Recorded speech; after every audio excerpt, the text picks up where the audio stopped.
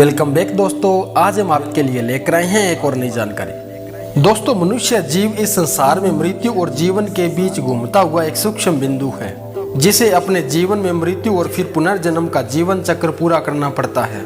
मनुष्य जन्म लेकर धरती पर आने के बाद अपने सारे मूल उद्देश्यों को भूल जाता है और ग्रस्त जीवन सहित सांसारिक मोह माया में डूब जाता है, जिसके कारण वह लोभ लालच की भावना से ग्रस्त होकर अपना एक अलग जीवन जीने लगता है। दोस्तों, हिंदू धर्म के अनुसार मनुष्य के जन्म के समय ही उसकी मृत्यु का समय भी तय हो जाता है। हम जो अपने इस भौतिक जीवन में कुछ भी अच्छे और बुरे कर्म करते हैं, उसका फल हमें इस सांसारिक जीवन में मिले या न मिले, लेकिन मृत्यु के पश्चात इन कर्मों के फल हमें अवश्य ही भुगतने होंगे। अगर कोई मनुष्य अपने जीवन में पाप कर्म करता है तो मृत्यु के पश्चात उस जीवात्मा को बहुत सारे कष्ट एक साथ यमलोक में भुगतने पड़ते हैं। इन सभी बातों का वर्णन हमें हिंदू धर्म के वर्णित गरुड़ पुराण में बताया गया है। तो आइए दोस्तों, जानते हैं गरुड़ पुराण के अनुसार मृत्यु के बाद उसकी आत्मा का 47 दिन तक क्या होता है। गरुड़ पुराण के अनुसार जिस मनुष्य की जैसे जैसे मृत्यु निकट आती है तो उस मनुष्य की इंद्रियां काम करना बंद कर देती है और अंतिम समय निकट आने पर परमात्मा के द्वारा उसे दिव्य दृष्टि मिलती है। दिव्य दृष्टि मिलने पर वह व्यक्ति अपने सभी रिश्ते नातों को भूलकर संसार को एक सूत्र में देखने लगता है। अगर उस मनुष्य ने अपने जीवन में पाप कर्म किए हैं तो यमलोक से यमदूत उस आत्मा को लेने आते हैं, जो देखने पर बहुत ही ज्यादा भयानक और रौद्र रूप वाले होते हैं, जिसे देखकर वह जीवात्मा भय के मारे अपने प्राणों को त्याग देती है। प्राण त्यागने वाली जीवात्मा ने अगर अपने जीवन में पुण्य कर्म किए हैं तो वह बिना किसी पीड़ा और कष्ट के आसानी से अपना प्राण त्याग देती है और उसे यमलोक से खुद परमात्मा लेने आते हैं। अगर वह जीव आत्मा पापी होती है तो यमदूत के भय से कांपकर बड़े ही कष्ट और दुख के साथ अपने प्राण त्यागती है और यमदूत उसे अपने पास में बांधकर गर्म वायु और अंधेरे भरे मार्ग से यमलोक ले जाते हैं। यमलोक में उस जीव आत्मा के कर्मों के हिसाब का लेखा जोखा होता है।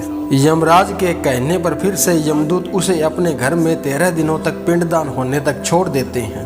तत्पश्चात उस जीव आत्मा के स्वजन उसके 13 दिनों तक निरंतर पिंडदान करते हैं। ये पिंडदान होने पर उस जीव आत्मा के सूक्ष्म शरीर के अंगों की रचना होती है और उस जीव आत्मा को यमलोक में प्रस्थान करने के लिए बल मिलता है। पिंडदान पूरे होने पर वह जीव आत्मा यमलोक के प्रस्थान के लिए निकल पड़ती है। वह जीव आत्मा भूख प्यास से व्याकुल यमलोक के रास्ते में पड़ने वाले 16 नगरों के भयानक रास्तों से होकर गुजरती है, जहाँ न तो वह विश्राम कर सकती है और न ही किसी से कुछ कह सकती है, जहाँ प्रकाश शून्य के बराबर होता है और वह जीव आत्मा घुप अंधेरे में बिना रुके निरंतर चलती रहती है और अंत में वह वैतरणी नदी के करीब पहुंच जाती है। गरुड़ पुराण में वैतरणी नदी को गंगा का ही रौद्र रूप कहा गया है। इस नदी से हमेशा आग की लपटें निकलती रहती है, जिसके कारण आग पानी की तरह चलती हुई प्रतीत होती है। पापी जीव आत्मा को इस वैतरणी नदी में कई दंश झेलने पड़ते हैं। गरुड़ पुराण के अनुसार माना जाता है कि यदि कोई मनुष्य जीते जी गोदान करता है तो उसे इस वैतरणी नदी में इन दंश को झेलना नहीं पड़ता और वह गाय की पूंछ पकड़कर इस वैतरणी नदी को आसानी से पार कर लेता है। अन्यथा उस नदी को पार करने पर उस जीवात्मा को अनेकों यातनाओं से होकर गुजरना पड़ता है। उस वैतरणी नदी में अनेकों प्रकार के कीट, मगर और भयानक रौद्र रूप वाले असंख्य जीव उस जीवात्मा को काटते रहते हैं और उस समय उस जीवात्मा को ऐसा महसूस होता है जैसा कि उसको कोई डुबोने की कोशिश कर रहा हो। इस तरह वह जीवात्मा इन यातनाओं को भोगती हुई यमलोक पहुंचती है और उसके बाद यमराज के कहने पर उसके कर्मों के अनुसार सजा भुगतने के लिए नरक में छोड़ दिया जाता है।